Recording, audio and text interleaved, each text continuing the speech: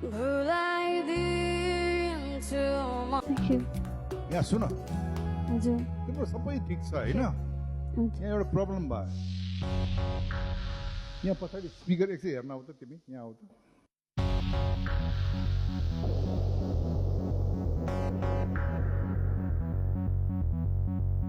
यहाँ बस बस नबस्ने बस बस तिमीलाई यहाँ जज तिमीलाई राख्ने It's really like a dream for me.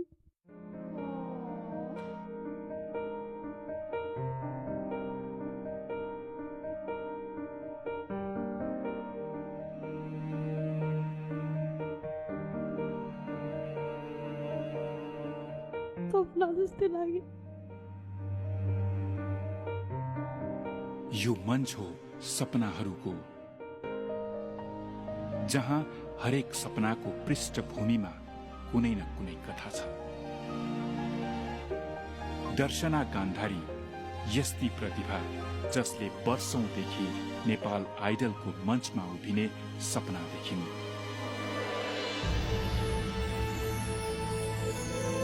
आज उनको सपना यथार्थको एउटा उचाइमा पुगेको छ।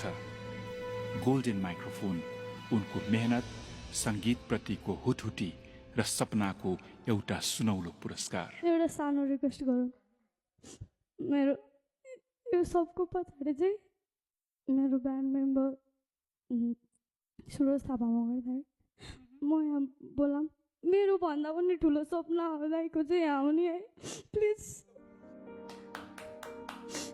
यो मेरो भन्दा नि दाइ प्लिज यो म तपाईँले। यो पल उनको सफलता मात्र होइन, सपना देख्ने हरेक प्रतिभाको विजय यसमा निहित छ। यो आँसु हो विश्वासको, यो अंगालो हो प्रेमको र यो माहौल जसमा जज र दर्शक सबै एकै भावनामा बाँधिएका छन्।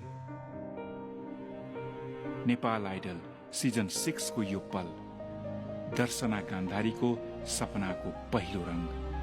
यो कथा हो उनको र यो प्रेरणा हो हामी सबैको।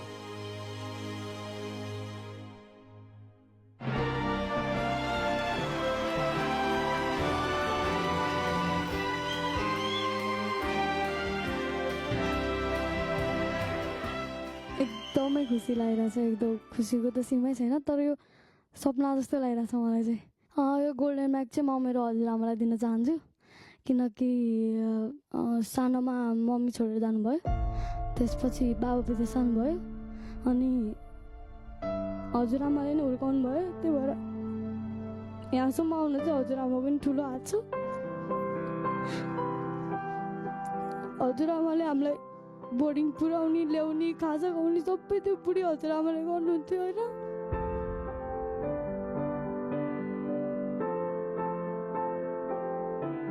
भन्न चाहन्छु कि आमा हेर्नु मैले यो लिएर छु। आमाले सधैँ भन्नुहुन्छ बजार गएको बेला मलाई केही न केही खानेकुरा ल्याइदिए भन्नुहुन्छ, तर मैले यो लगेर दिन्छु कि आमालाई।